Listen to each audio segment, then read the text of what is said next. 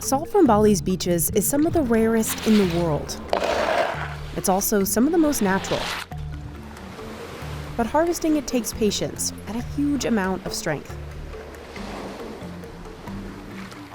Nangapura is 45 years old, and she's one of the last salt farmers here in the seaside village of Kusamba. She spends her days carrying baskets full of seawater and pouring them on the volcanic sand to filter out the salt. But salt farmers make so little that most have left the business for better paying jobs at nearby hotels and tourist spots.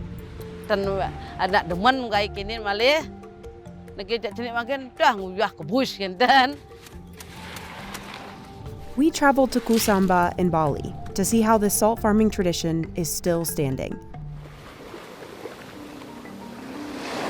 Tourists visit Kusamba and nearby regions for their famous volcanic sands.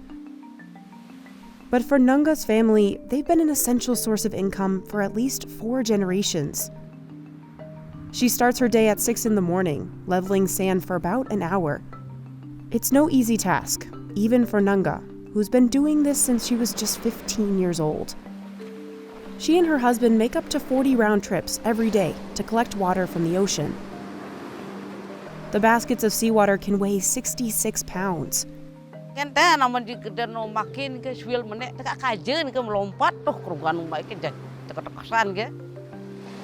Even on a calm day like today, it's hard to keep the balance against a swelling tide. So she tries to collect water from smaller waves. After 30 years, she can go back and forth for hours without a break, even as temperatures reach as high as 90 degrees Fahrenheit.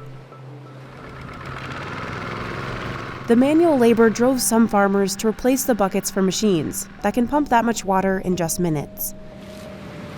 But Nunga hasn't installed one yet.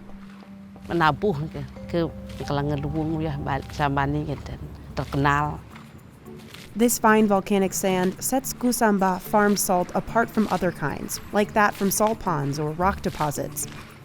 It absorbs the water fast, like a natural sieve, leaving sun-baked salt flakes on the surface.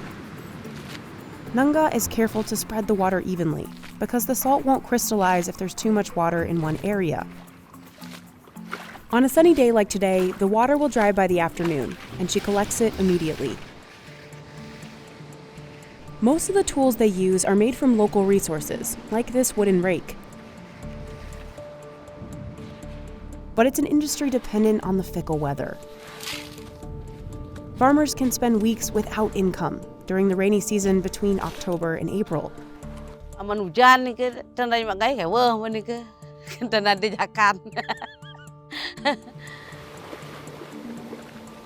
And erosion is slowly swallowing up this beach.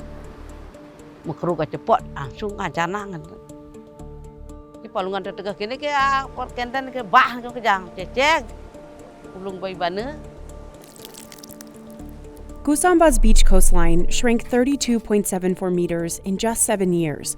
That's nearly 5 meters a year, the second worst rate in this region of Bali. It's forced many farmers to rely on man-made sea defenses.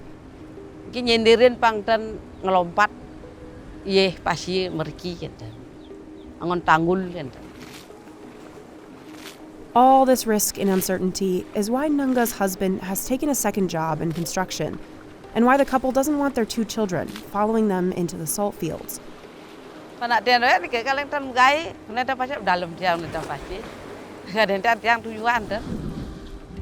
Still, Nunga says she enjoys it, and she works hard to maintain the business she inherited from her ancestors.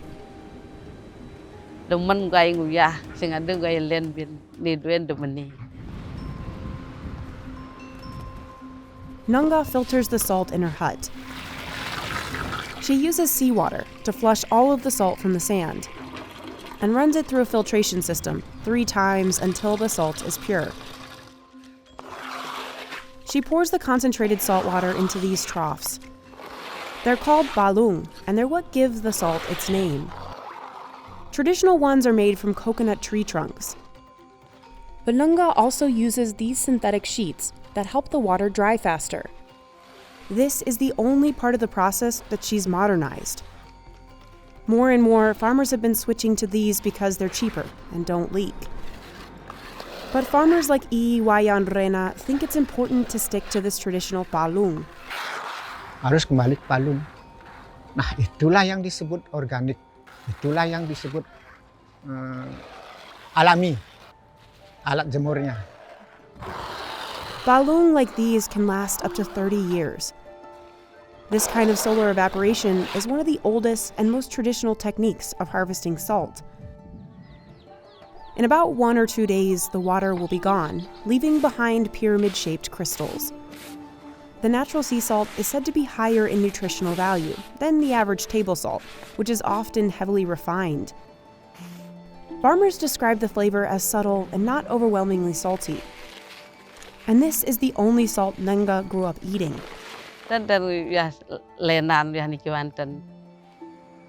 While Indonesia has one of the longest coastlines in the world, bad weather and coastal changes have affected salt production.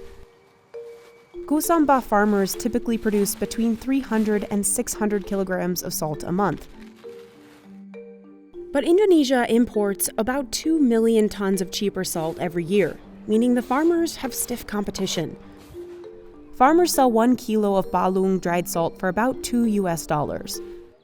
That's more than 3 times the price of mass-produced salt sold in most grocery stores, making it a luxury item for the majority of people.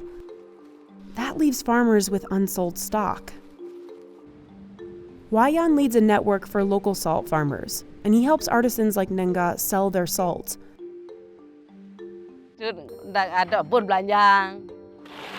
Salt farmers have been turning to tourists who are willing to pay for more than just the salt itself. Yang tamu dia cari apanya yang cari? Kan tradisinya. Bukan garamnya yang dia beli mahal. Karena cara pembuatannya masih tradisi. The decline of tourism during the pandemic was a major setback for them. And without the promise of a consistent livable wage, this generation of farmers could be the last to continue this trade. Bapak berusaha untuk membangkitkan anak-anak muda. Mulai sekarang mudah-mudahan lah. Kenapa? Karena Bapak ingin melestarikan warisan. Kusamba salt farmers received a geographical indication certificate from the Indonesian government in early 2022. It recognizes that a product comes from a particular place and has a unique reputation because of that.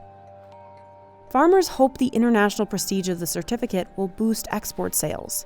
Nah, Bapak yakin untuk ke depan pasti akan cerah. Panten katikuangan uyah sambil berusaha dan pang ada nak nyusukin. Kada cakapang mau nak nyakap, mau nak depan aja. Tadi dak.